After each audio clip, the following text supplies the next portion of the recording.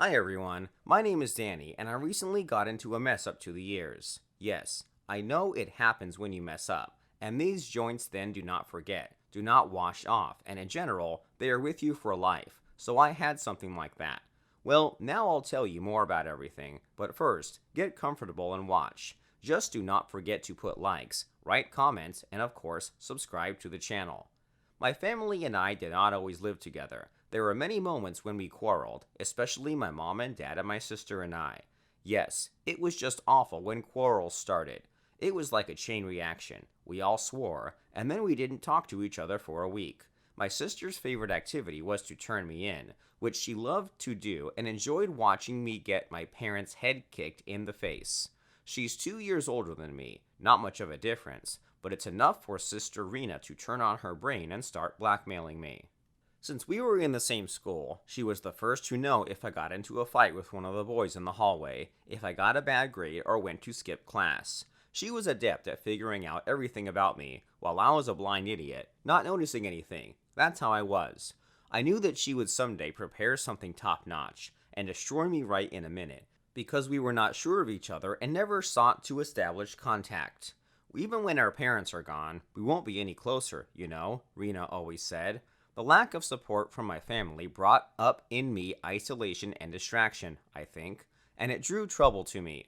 And then one day, a new girl came to our school. This was a girl from another city, and we did not know anything about her. Her name was Monica. She immediately showed herself active, kind. All the teachers adored her for her ability to not only study well, but also get along with everyone.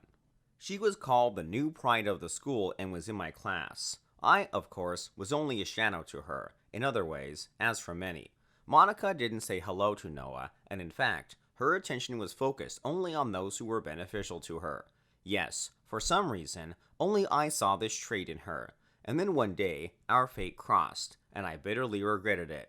At school, we were supposed to have a holiday. The anniversary of the school, and our class was preparing a speech. You already understood that Monica took it upon herself to organize the holiday. So everyone was rustling around, preparing numbers, fussing, but not me. I was kind of flat, and one morning she came up to me, our star. She asked me to participate in the training. I politely refused, and she threatened me that she had never been refused before. It confused me, but I didn't pay much attention to the words. I lived on as I had lived before her, a gray, peaceful life. And yet, when the day of the holiday came, Monica came to me and again asked for help. I again refused, and I heard from her a threat. You will regret it.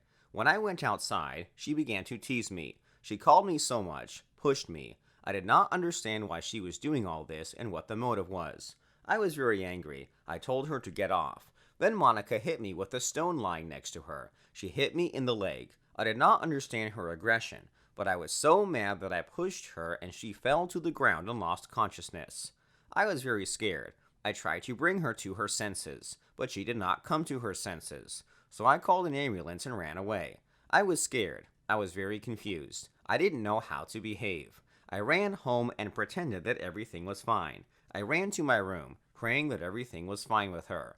That night, Rena came up to me and asked how the holiday was. I started to stutter, and then I muttered to her, "None of your business," and that was it. The next day at school, we found out that Monica was in the hospital. She was fine, but she hurt her head a little when she fell. The police arrived for the proceedings. They began to interview everyone who had last seen Monica and who had communicated with her.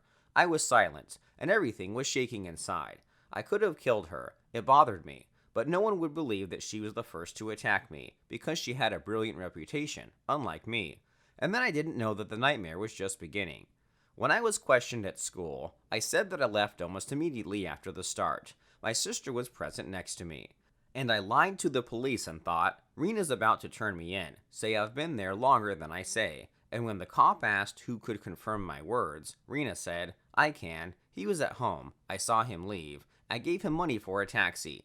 My little brother does not like all these events. He is not like many of us. He is a hermit in our family, she said and laughed. The policeman looked her straight in the eye, and Rena looked him in the eye. He believed us and let us go. In the evening, I thanked her when we got home, and Rena said she saw everything. I was very surprised. How did you see it? and why didn't you turn me in? To which she replied that she also observed the new strange tendencies. I know we're not a perfect family, and we don't really get along, but I saw that she started it all first. Even when she took you outside, I noticed it and followed you. I also know why she did it, my sister told me, and she told me that on the very first day, she and Monica were arguing about something. Rena beat her in an argument, and Monica didn't like it, so the new girl decided to take revenge on her through my brother. The sister agreed that it was a low act. She stupidly wanted to bring us problems, but Rena swore that she would not allow anyone to touch her family. I was extremely surprised, because this is so unlike her. I told her everything in detail, and then my sister promised that she would talk to Monica again in private. On the same day, she went to see her in the hospital. Turns out the cops were there at the time. At the sight of Rena, Monica stiffened slightly and rudely told my sister to get lost. I know what you're up to. You can't get away with it. I don't know what you want from my family, but I won't let you trample on it, Rena said. Then there was a scream from the ward, and Monica's mother and the cop came running. Monica was sitting on the couch and screaming in tears. She pointed her finger at the surprised Rena and said that it was all Rena's fault that she hit her on the head. The sister was very surprised. She asked Monica to calm down, but so hysterically shouted, asked to arrest the attacker. At the sight of all this mess, my sister got up and said that Monica was crazy, that she made it up, that they were sitting and just talking, but the police officer was already taking her to the station. In general, the mess began. I already thought that because of me, my sister would go to jail and rot in prison. I couldn't let that happen. My parents and I went straight to the police station to get Rena out of there. My sister was surprisingly calm and confident, and I was surprised. In the end, during the interrogation, our lawyer came. We hired him as soon as we went to the proceedings. And when Monica's mother accused us of almost killing her daughter for the 100th time, my sister pulled out her phone and turned on the recorder. We all listened to the expression of my face changed after each sentence. I hate your whole family. Your father dumped my mother as soon as he found out she was pregnant. How can you do that? He's back in the family, in your family. I grew up alone with my mother, and I could have lived a full-fledged family like you. I should have been in your shoes. But I will put you away, destroy your little brother, and then you. Silence hung in the air. My parents looked at each other, and my mother looked at my father and the woman. Dad's eyes were round with surprise, and then he said that this was the first time he had seen this family. The woman denied it too, and then she said she would talk to her daughter. In general, it turned out that the man, Monica's father, really looks like my dad, and he really did something ugly to them, and Monica lived with the idea of getting revenge on him. And then she thought that she had found his children, that is, us, and even tried to destroy them. A little more, and everything would have gone to ruin if it hadn't been for my smart sister. It's an adventure we won't forget for a long time, but you know what? After this incident, we all got closer, much closer. Hi, we are Siamese twins, Tony and Molly. Now we are 30 years old. We are sisters. We want to tell you our story. We were born into a poor family of farmers. Mom and Dad said that when they got married, for a long time they could not have children. The years passed, they did not get younger, and despair grew. My mother has undergone dozens of medical procedures and examinations. They spent almost all their earnings on trying to have children. And when they lost all hope, Dad offered to adopt a child. So my parents began to prepare themselves and their home for children. And then, at the very last moment, when the nursery for Evie's future daughter was ready, my mother felt strange. Dad made Mom's favorite pâté, and Mom threw up right at the table. She thought she was ill and self-medicated, but the nausea got worse every day. So she went to the hospital, where she was told that she was pregnant with twins. Shocked, my mother ran home and told my father what had happened. They could not believe their ears. Dad screamed so loud with happiness that the neighbors thought he was being kidnapped. Well, they decided not to take the adopted child just yet. They couldn't believe their luck. Every day, my mother and father prepared the house for the two children. It was all modest, but tasteful. During pregnancy, my mother had some difficulties. It was not always possible to keep calm.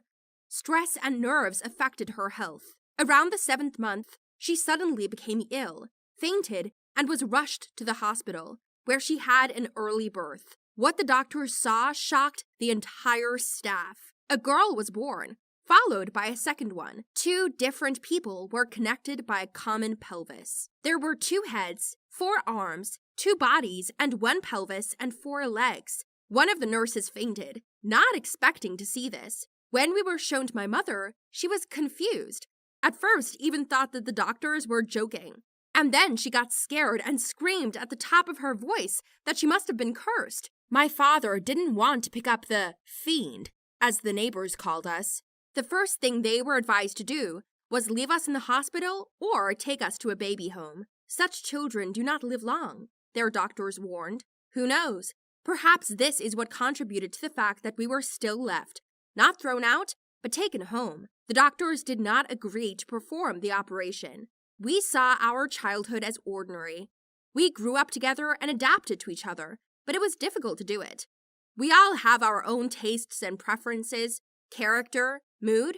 For example, I wanted to wear a red dress and Molly wanted to wear a black one, and everyone else grabbed whatever they liked. But we could only wear one because all our dresses were custom made. They were sewn together in the pelvic area. Molly says, Tony and I used to come up with different games together to make it fun. No one played with us. Everyone was afraid of the view. Over time, we came to terms with people's scared faces. They avoided us like the plague. But that wasn't the most difficult part. When Tony and I were fighting, we couldn't each go to our own room because we were one. But when it came to paying for travel or utilities, we were perceived as 2 persons at once. Tony says, the people around us thought for a long time, wondered how to perceive it. And once, when we grew up, something unexpected and probably even unrealistic happened. I would never have thought that we would be lucky enough to survive this. Molly fell in love with a military man, and he reciprocated. I was genuinely happy for her. Really, but every time they cooed together, I felt awkward. I was used to my sister and I always being together, but they were romantically involved. Soon, they were going to get married. The ceremony was a modest one, consisting of a few close friends and parents. Perhaps if Molly's fiancé had any, they would have been against such a marriage. But fortunately, everything was fine. Probably too much for people like us. Molly goes on to say, I was insanely happy. I was lucky enough to experience love. Of course, not without my sister's permission, because she saw our relationship up close. I didn't want to embarrass her, but we had no choice. I was actually glad that we had lived to see this moment. My fiancé often thanked Tony for being so supportive. Well, then another miracle happened. I got pregnant. Yes, imagine that. The fact is that my sister and I are able to bear a child separately. So I waited for the baby, and my sister supported me as best she could. Of course, this has affected our health. The immune system is very much weakened by such a load.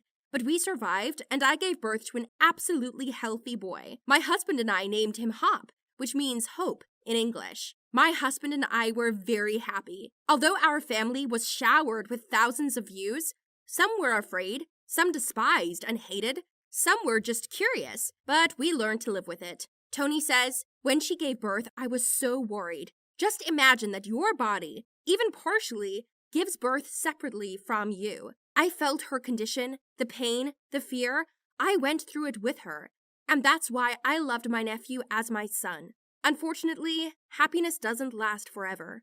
Molly's husband died in an accident, and not so long ago, we were diagnosed with hepatitis C. Yes, we were offered to take a risk now and have an operation to save at least one of us.